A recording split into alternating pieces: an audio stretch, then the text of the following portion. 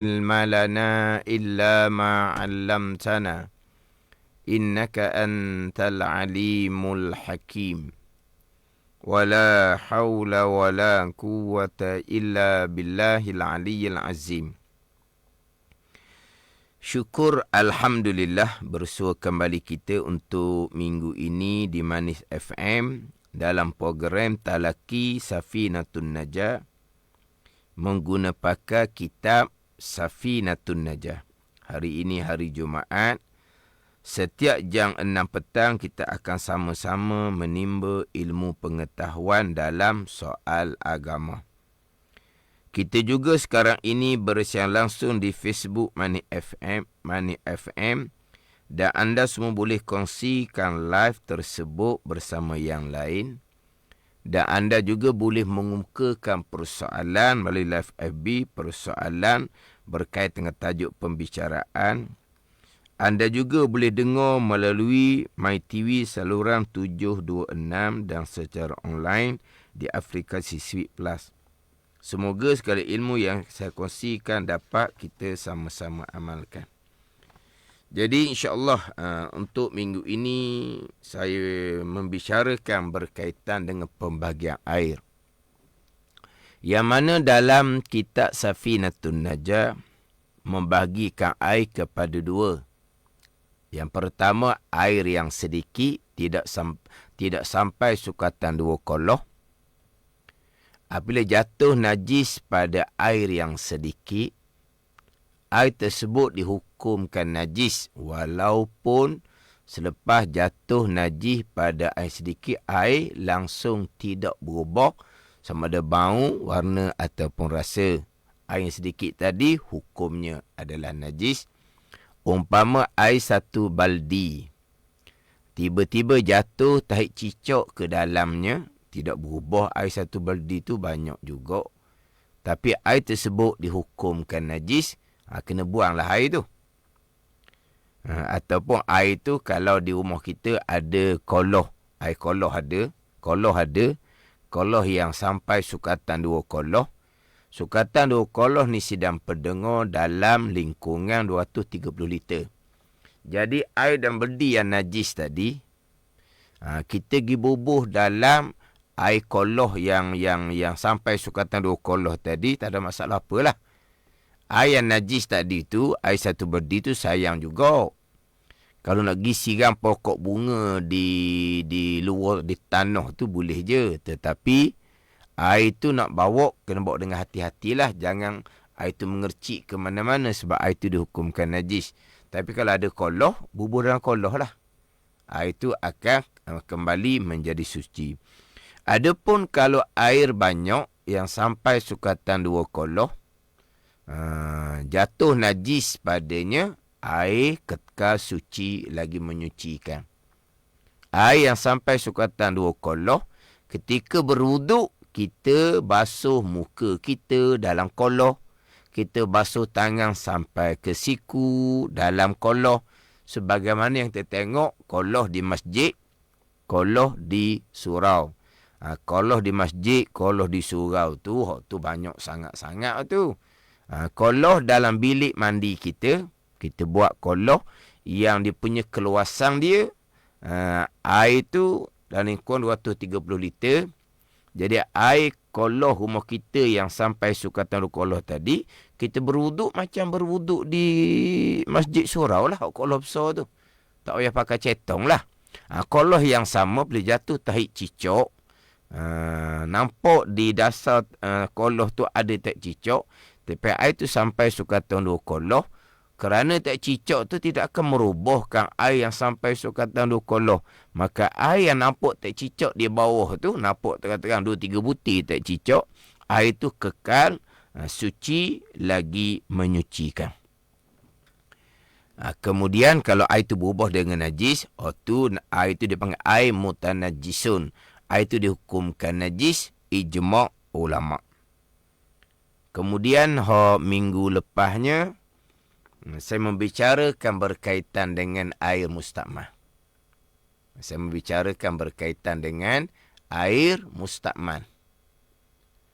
Mustakmal ni air musta'mal ni air yang telah digunakan. Itu dari segi lughah bahasa Arab. Kita bukan kelah lughah, kelah bahasa Arab ni. Kita kelah hukum fiqh. Kita kelah hukum syarak. Jadi, takrifan musta'mal pada hukum fiqh dalam mazhab Syafi'i kita, pada hukum syarak dalam mazhab Syafi'i kita, ini berulang kali ni. Ini boleh dikatakan minggu yang ketiga ni. Minggu ketiga membicarakan pembahagian air. Air musta'mal ni, air yang telah digunakan untuk mengangkat hadas. Hadas kecil dengan berwuduk, mengangkat hadas besar dengan mandi wajib. Dan juga air yang digunakan untuk membasuh najis dengan syarat-syarat dia lah. Nanti saya akan bicara kedua-duanya. Jadi, air yang digunakan untuk mengangkat hadas, air yang digunakan untuk menyucikan najis. Dua kegunaan ni sahajalah yang menyebabkan air tu jadi musta'mal. Adapun, nanti saya akan bicara, air yang digunakan untuk wuduk sunat, air yang digunakan untuk mandi sunat pagi Jumaat, air yang telah digunakan tadi tidak dihukumkan musta'mal. Air itu kekal, air mutlak, suci lagi menyucikan. Itu wuduk sunat, mandi sunat. Kalau mandi kerana tubuh berpeluh, kalau mandi kerana nak pergi ke masjid, kalau mandi kerana nak pergi ke tempat kerja, kalau mandi kerana nak pergi ke tempat perhimpunan orang ramai, hak tu air digunakan pun sama juga. Kekal, air mutlak, suci lagi menyucikan. Kemudian, setakat masuk jari, setakat masuk tangan ke dalam air yang sedikit, setakat masuk tubuh ke dalam air sedikit, air tetap kekal, air mutlak, suci lagi menyucikan, tidak jadi musta'mal. Ini saya sudah bicara hak minggu lepas. Minggu yang terdahulu pun sama. Masuk jari sebatang, jari dua batang, jari lima batang, masuk dengan lengang-lengang, masuk dengan tubuh-tubuh. Kalau bukan untuk mengambil wuduk, kalau bukan untuk mandi wajib, air tersebut kekal mutlak, suci lagi menyucikan. Kemudian minggu lepas saya pergi kepada air yang digunakan untuk mengangkat hadas kecil, iaitu berwuduk. Air yang digunakan untuk mengangkat hadas kecil, iaitu berwuduk. Mengangkat hadas kecil berwuduk ni, manakah dipanggil mengangkat hadas kecil? Iaitu basuhan yang wajib. Mana basuhan yang wajib? Basuh muka kali pertama, basuhan yang wajib. Basuh tangan sampai ke siku, basuhan yang wajib. Kemudian sapu kepala. Basuh kaki, kedua belah kaki kali yang pertama, itu basuhan yang wajib. Basuh pergelangan tangan di permulaan wuduk. Basuh muka kali kedua dan ketiga, sama dengan basuh tangan dan kaki. Kali kedua tiga, itu bukan mengangkat hadas, dan itu adalah basuhan yang sunat. Jadi, air yang digunakan untuk mengangkat hadas, basuhan yang wajib sahaja menyebabkan air tersebut dihukumkan air musta'mal. Jadi minggu lepas saya buat contoh. Berwuduk menggunakan air 1 baldi. Air yang sedikit, tak sampai sukatan 2 kolong. Air 1 baldi. Kita kira lah, kita buat masalah macam mana. Tak ada air. Tak ada air. Di tempat kita, alhamdulillah lah. Kalau di bandar-bandar contohnya, mereka duduk rumah flat. Tiba-tiba rumah flat yang tinggi itu, dia punya lift dia rosak. Kena menggunakan tangga. Kemudian airnya tiada. Cuma lori ada datang hantar air. Jadi kena angkut air daripada bawah naik kepada tingkat atas yang liftnya rosak. Faham tak ni? Ni kita boleh tengoklah dalam berita apa semua tu. Jadi macam mana ni kita nak berwuduk lagi? Kita nak berwuduk ni. Istinja lah. Kita nak berwuduk. Jadi macam mana kita nak berwuduk dalam keadaan air kepayahan?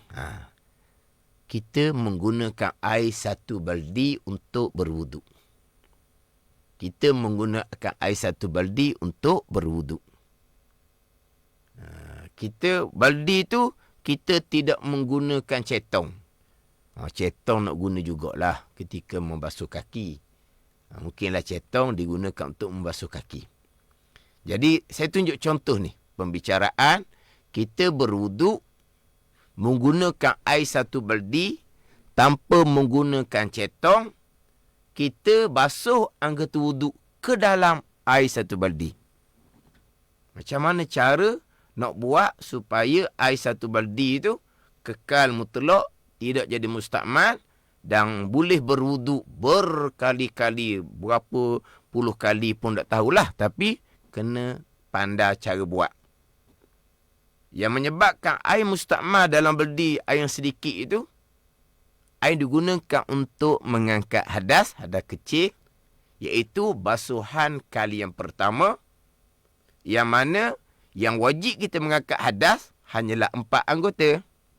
Muka, 2 tangan sampai ke siku, kemudian kepala, kemudian kaki sampai ke buku lali. 4 anggota ni sahaja yang wajib kita mengangkat hadas kecil. 4 anggota ni sahaja. Yang pertama tu dipanggil basuhan yang wajib ataupun sapu yang wajib. Jadi kita mulai daripada permulaan. Air 1 baldi, kita disunatkan memulai dengan basuh pergelangan tangan. Yang mana pergelangan tangan kita tidak ada najis. Tapi pergelangan tangan kita itu berabuk gitulah. Tapi bukan najis. Dia pun masuk dalam tangan, dalam baldi tadi basuh pergelangan tangan. Dengan baca bismillah pun semualah. Saya nak fokus pada cara berwuduk tu sahaja. Nanti bab bismillah ke macam mana sunat wuduk, kita akan bicara pada tajuk wuduk. Jadi basuh pergelangan tangan di dalam baldi tu tak ada apa-apa. Sebab basuh pergelangan tangan bukan keadaan kecil dan ianya bukan basuhan wajib. Kita basuh pergelangan tangan kita dalam baldi tanpa menggunakan cetong, gayung. Tak ada apa masalah sebab basuh pergelangan tangan bukan keadaan kecil dan ianya hanyalah basuhan sunat saja. Kemudian kita pun genggam air untuk kita berkomor. Kita pun masuk tangan dalam baldi. Kita pun genggam air, kita cekok air. Kita pun berkomor-komor. Lepas berkomor-komor tu kita ludah di luar lah.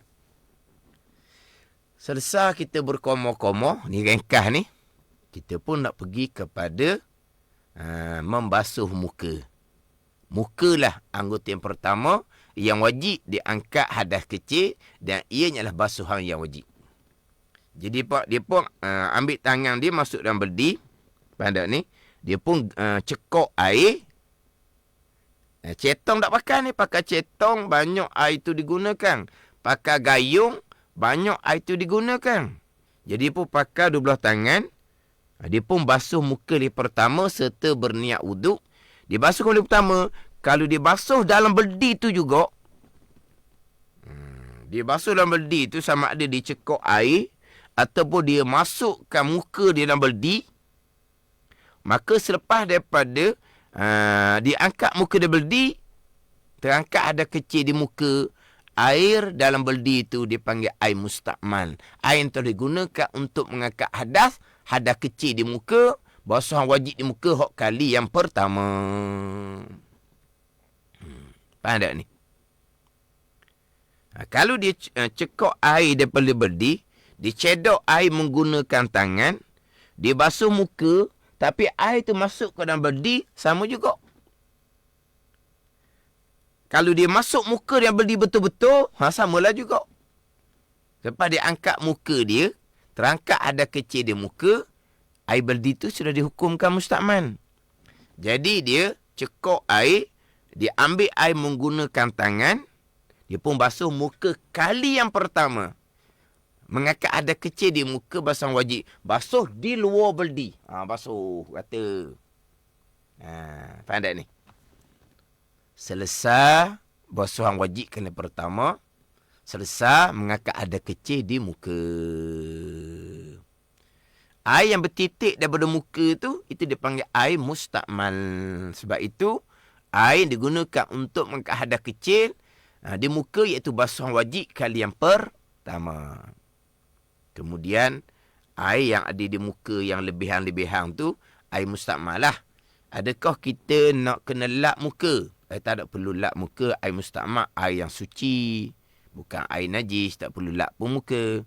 Masa kita basuh muka di luar beldi tu, ada jugalah bertitik air percikan muka masuk beldi. Air mustakmal sedikit-sedikit tidak akan menyebabkan air beldi yang banyak juga tu jadi mustakmal. Tidak. Dia mengercip, dia mengercip lah. Dia nak mengercip, dia mengercip. Selesai basuhan muka kali yang pertama, mengangkat hadas kecil, iaitu basuhan wajib. Basuhan muka kali kedua, basuhan muka kali ketiga, bukan lagi mengangkat hadas kecil sidang pendengar. Sebab hadas kecil sudah terangkat di muka dengan basuhan kali yang pertama, basuhan yang wajib. Basuh muka kali kedua, ketiga, itu bukan mengangkat hadas kecil, itu hanya basuhan sunat. Kalau basuh muka pertama, kedua, ketiga basuhan sunat, tak perlu kita cekok air. Tak perlu kita ambil air menggunakan tangan untuk basuh di luar. Sebaliknya, kita sembamkan muka kita dalam beldi, kita pun basuh kali yang kedua, pahala sunat. Basuh kali yang ketiga, pahala sunat. Ataupun, kita tak sembam muka dalam beldi pun, kita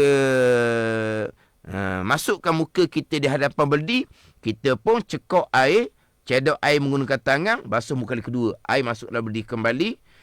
Cekok air, ambil air menggunakan tangan, basuh kali ketiga. Air masuk dalam beldi kembali. Tidak menyebabkan air jadi mustakmal dalam beldi. Sebab basuhan muka kali kedua, ketiga bukan mengangkat hadas kecil. Dia hanya basuhan sunat saja, bukan basuhan wajib. Macam mana sidang pendengar? Jadi saya faham salam mening, masuk jari sebatang pun mustakmal, salah faham. Tak betul. Tak kena tu dengan takrifan air mustakmal. Faham? Ni. Sampailah giliran tangan sampai ke siku. Faham tak ni? Sampailah giliran basuh tangan sampai ke siku. Basuh pergelangan tangan di permulaan tadi sebelum berkomo-komo, itu hanya basuhan sunat. Itu bukan mengangkat hadas kecil. Selepas membasuh muka, kita membasuh tangan sampai ke siku. Itulah mengangkat hadas kecil di tangan sampai ke siku. Itulah basuhan yang wajib. Faham tak ni sidang pendengar? Sampai giliran tangan. Tangan sampai ke siku. Pernah ada orang buat seumpama ni lah. Dia pun tengok. Dia tak tahu. Dia kata jahil sungguh orang tu. Ambil wuduk apa? Celuk dalam beldi. Dia tak perasan. Dia tak nampak yang celuk dalam beldi tu bukan basuhan kali pertama, yang kedua, yang ketiga. Dia kata jahil orang tu. Kata dah hati, tak kata depan. Lepas-lepas belajar, kena-kena, sayalah yang jahil. Ni ada soalan. Saya sebut dah. Ada satu soalan. Jika air terpecik daripada basuhan muka, kalau kita masuk dalam beldi, air itu ada mustakmal ke? Percikan air mustakmal sedikit dalam beldi tidak menyebabkan air beldi itu jadi mustakmal. Percikan, kita bukan masuk muka pertama dalam beldi. Hanya percikan sahaja. Mengercik sahaja. Air beldi tidak jadi mustakmal. Itu sebab air mustakmal bukan air najis. Dianya adalah air yang suci tetapi tidak menyucikan. Percikan daripada basuhan muka kali pertama terpecik ke dalam beldi, air beldi tidak jadi mustakmal. Sampai giliran tangan. Ni kena perhati molek. Kena perhati molek. Kena perhati molek. Sampai giliran tangan. Kita masuk saja tangan kita ke dalam beldi. Kita masuk saja tangan kita dalam beldi. Tangan sampai ke siku ni. Tapi kita masuk di tapak tangan dahulu. Kita masuk tangan kita dalam berdi. Maka dengan sendiri kita mengangkat hadas kecil di tangan sampai ke siku. Basuhan yang wajib. Kita pun selang keluar tangan kita dalam berdi. Kita buat angkat tangan kita dalam berdi. Terangkat hadas kecil di tangan sampai ke siku. Air di berdi sudah dihukumkan air mustakmal. Ni kena perhati molek ni. Dah tadi masa nak basuh muka tadi. Kali pertama, kita masukkan tangan dan berdi juga. Di awal-awal wuduk tadi, sunat wuduk basuh pergelangan tangan, kita basuh dan berdi juga. Itu basuhan sunat. Basuhan pergelangan tangan. Lepas tu kita masukkan tangan dan berdi untuk basuh muka. Tak giliran tangan sampai siku belum sampai. Sebab muka belum basuh. Bila selesai basuh muka, kita kosakkan 3 kali basuh muka termasuk basuhan sunat kali kedua ketiga. Selesai basuh 3 kali tu, barulah sampai giliran basuh tangan sampai ke siku, mengangkat hadas kecil yang ia basuhan wajib kali yang pertama. Baru sampai. Pada ni sidang pendengar, ketika kita nak basuh muka kali yang pertama tadi kan, kita masuk tangan kita dalam berdi. Sebab kita nak cekok air, nak ambil air menggunakan tangan untuk basuh muka kali pertama di luar berdi. Kita masuk tangan kita dalam berdi, tak ada isu tangan. Tangan sampai ke siku tu pun, anggota wuduk yang wajib kena basuh. Muka tak basuh lagi, tak ada timbullah tangan wajib basuh ke tak wajib basuh. Sebab muka belum kita selesaikan. Sekarang kita sudah selesai membasuh muka.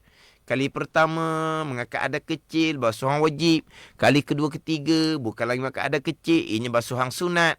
Selesai muka, barulah sampai giliran tangan sampai ke siku.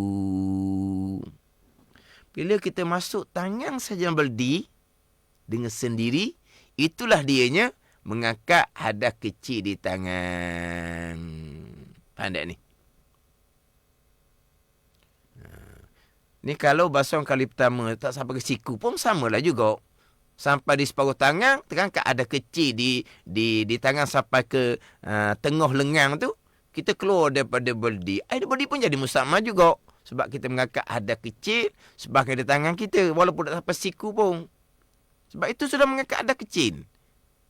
Kita masuk tangan kita dalam berdi, tak sampai siku, di pergelangan tangan je. Terangkat hadas kecil di tangan sampai siku tu, terangkatlah tapi tak selesai lagi. Sebab kita dapat siku, kita pun keluar tangan kita dalam berdi. Mustakmal dah dalam berdi. Macam mana? Sekarang ni, kita katalah cetong tak ada, gayung tak ada. Hak mana bahasa standard tak tahulah. Cetong ke gayung ke.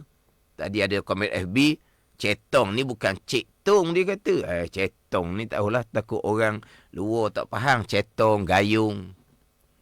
Kalau faham gayung, cetong tak faham. Cetong ni orang Terengganu. Orang luar kena ingatlah. Orang Terengganu, gayung dipanggil, cetong dipanggil. Gayung jarang-jarang orang Terengganu sebut. Orang Terengganu banyak sebut cetong. Gayung ni mungkin orang Terengganu sebut. Jadi sekarang ni, selesai basuh muka. Sampai giliran tangan. Kita, cetong ataupun gayung tak ada. Kalau kita masuk tangan ke dalam berdi tu, maka terangkat hadas kecil di tangan. Terangkat hadas kecil di tangan. Kita gayung tak ada ni, cetong tak ada ni. Macam mana kita nak cekok air dalam berdi tu? Nak cekok, kita panggil cekok. Kita ambil air dalam berdi menggunakan tangan. Kita bercekok air. Kata cebok air. Cebok ni menggunakan cetong, bukan menggunakan tangan. Kalau cebok, dia ada dalam FB ni lah. Ni saya tengok dalam FB ni. Hak dengar radio, pelik pula ustaz cakap dengan siapa?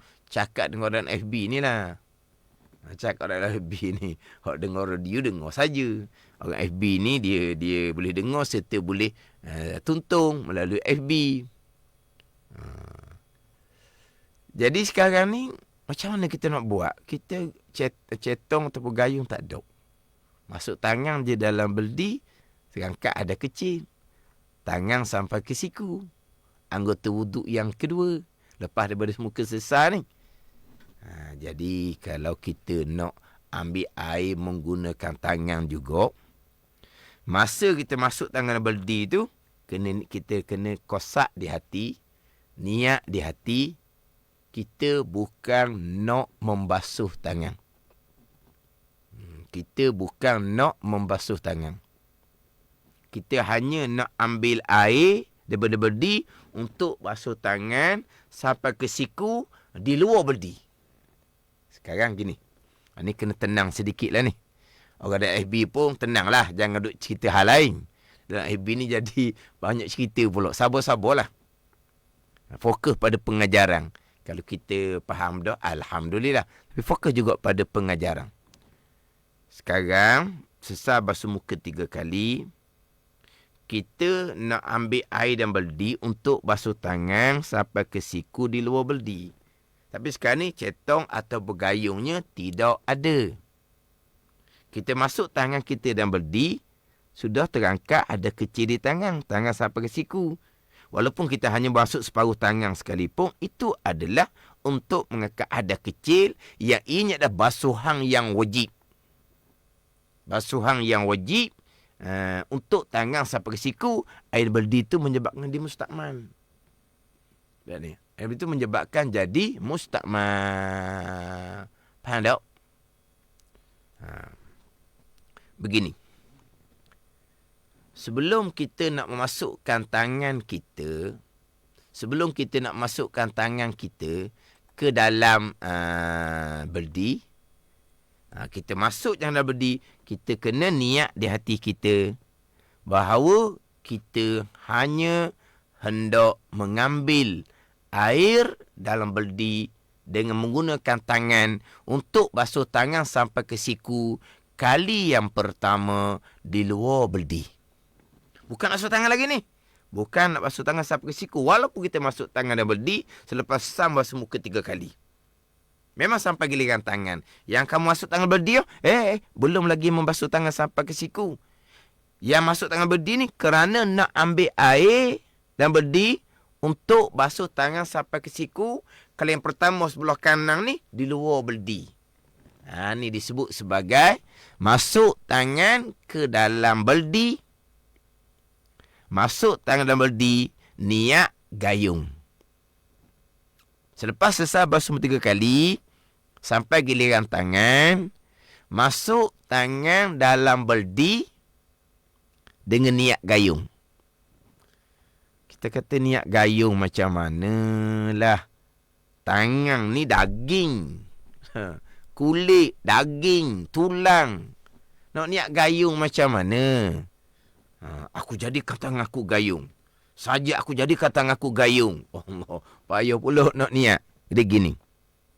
Niat gayung dengan maksud, niat di hati kitanya. Pang ni sedang berdengar niat ni. Jangan payah pula niat ni. Nak sahaja aku dah. Bukan gitu. Niat je lah. Niat apa? Memang selesai basuh muka 3 kali. Sampai giliran tangan sampai ke siku. Cetong gayungnya tidak ada. Terpaksa menggunakan tangan juga untuk cekok air. Ambil air daripada berdi tu. Tapi niat di hati. Masuk tangan hanya nak ambil air. Sebagai ganti cetong ataupun gayung.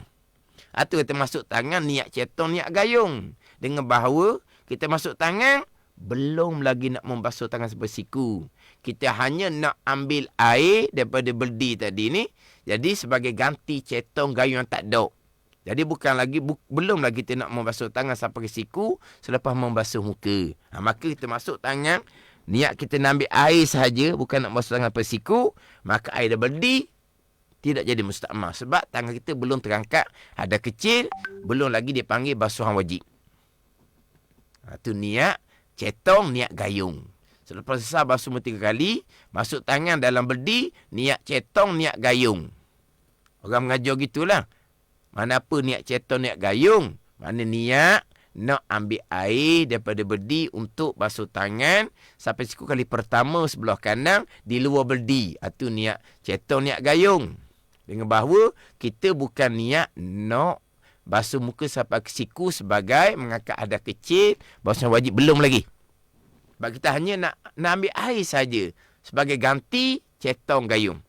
Kita pun cekok air dan berdi. Ini sebagai ganti cetong atau bergayung. Kita bukan nak basuh tangan dalam berdi ni. Kita nak ambil air, kita pun basuh tangan kanan kali yang pertama sampai ke siku. Di luar berdi. Inilah basuh tangan kali yang pertama di luar berdi. Basuhan mengangkat hadas kecil yang ianya adalah basuhan yang wajib. Kalau basuh tangan sampai siku, mengangkat hadas kecil sebagai basuh wajib kali pertama, kalau kita basuh dah berdi tadi, dia mustahil. Tapi kita masuk tangan tadi, belum lagi nak memulai basuh tangan.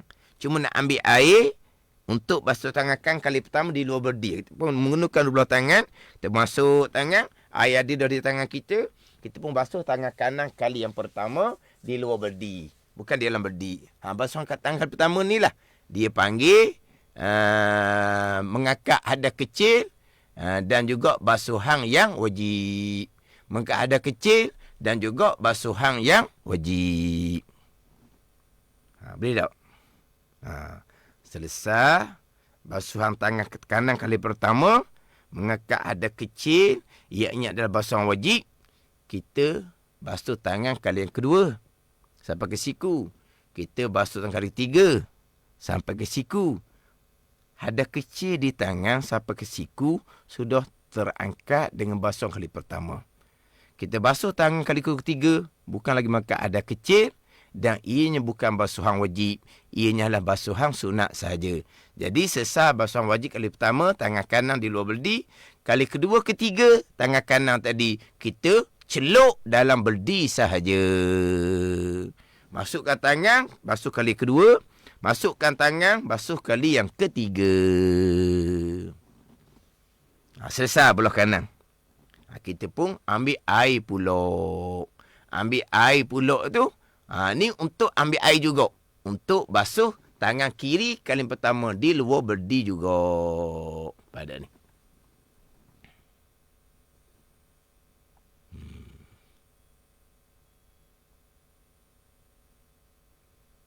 Ni siapa tak faham soalan ni dalam FB ni lah.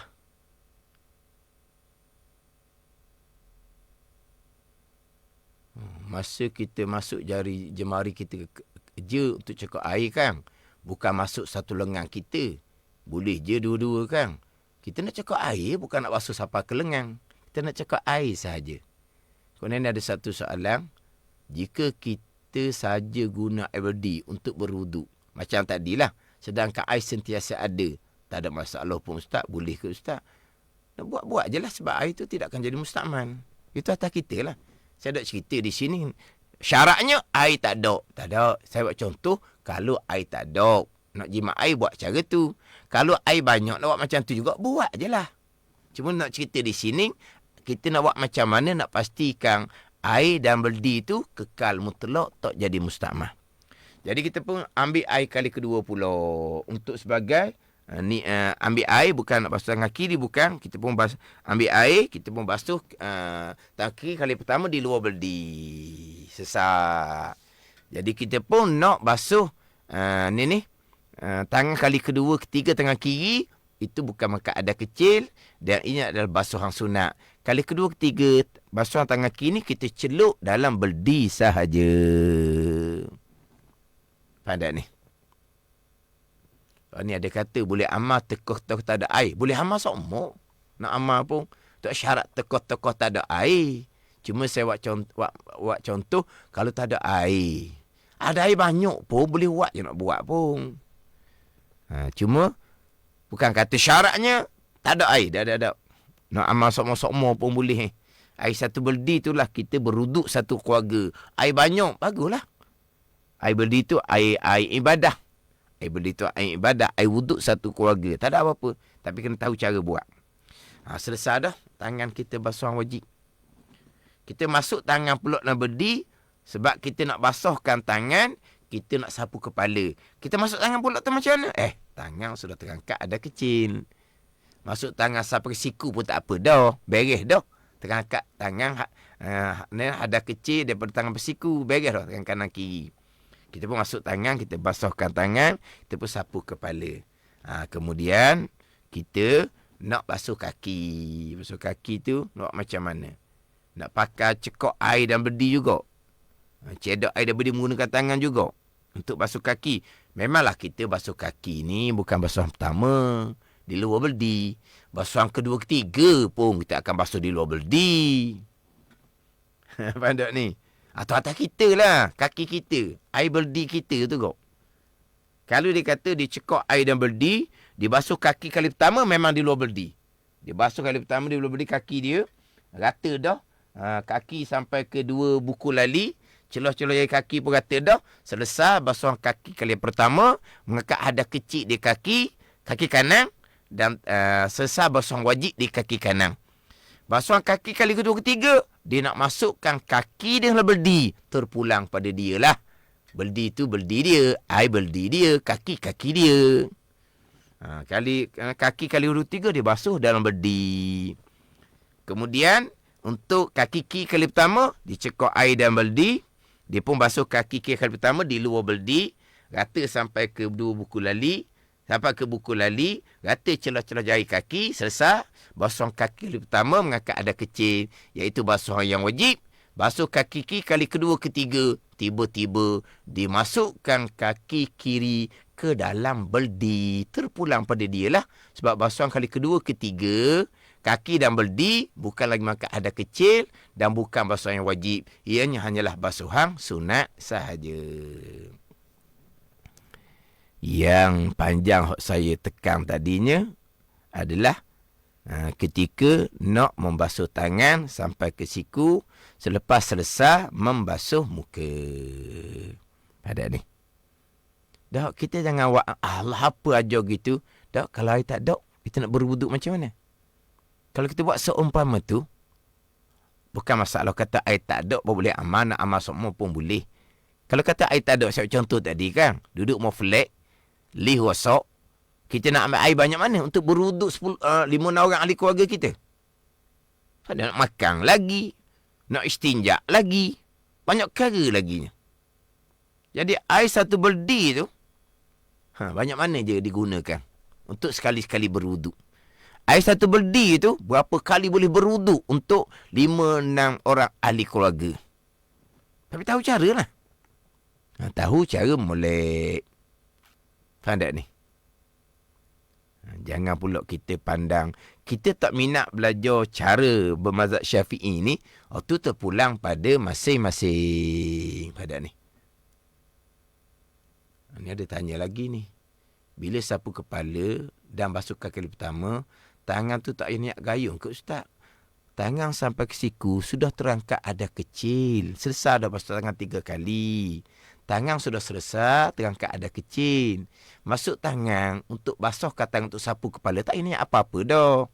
Masuk ke tangan dalam beldi untuk ambil air basuh kaki kali pertama, tak ada perlu niat cetong-cetong dah. Sebab tangan sudah terangkat ada kecil. Itu kata kena fokus pada pengajaran. Jangan kita banyak sangat nak komedi FB. Akhirnya kita terlepas untuk memahami satu-satu pembicaraan. Itu kena. Sebab saya sebut dah tadi kan.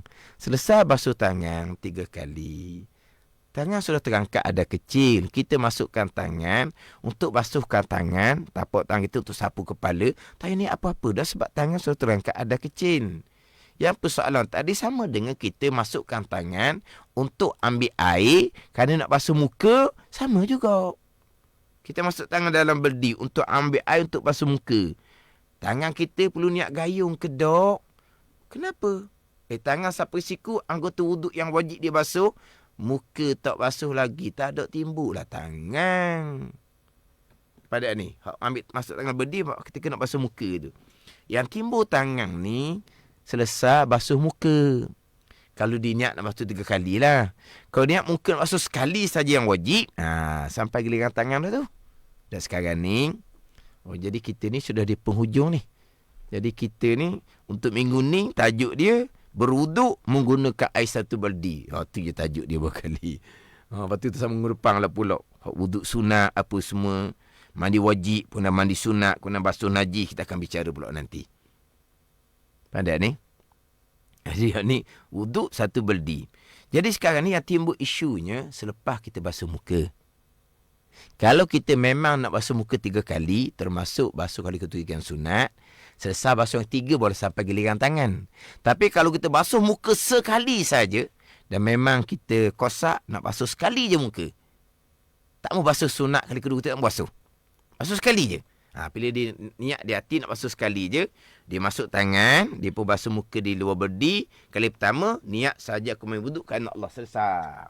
Dah, nak basuh sekali je. Tak mau basuh sunat kali kedua, ketiga. Siapa giliran tangan? Dah.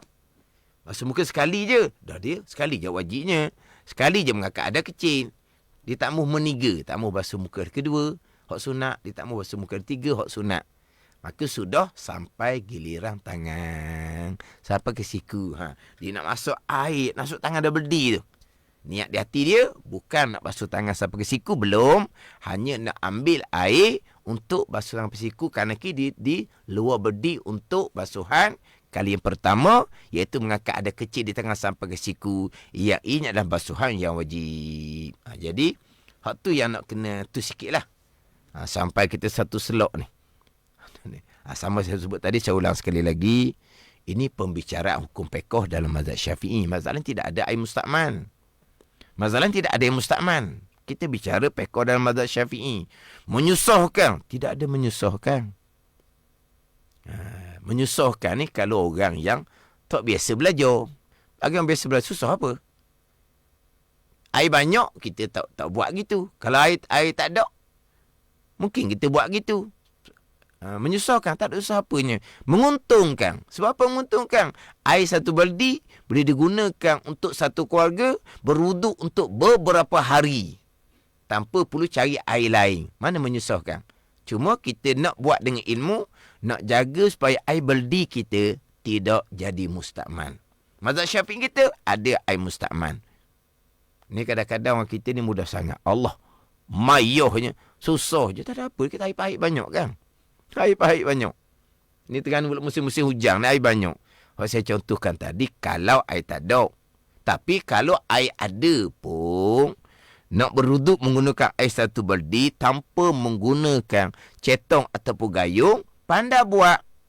Air satu baldi tidak akan jadi musta'mal. Pastikan basuhan muka, tangan sampai siku dan kaki sampai buku lali.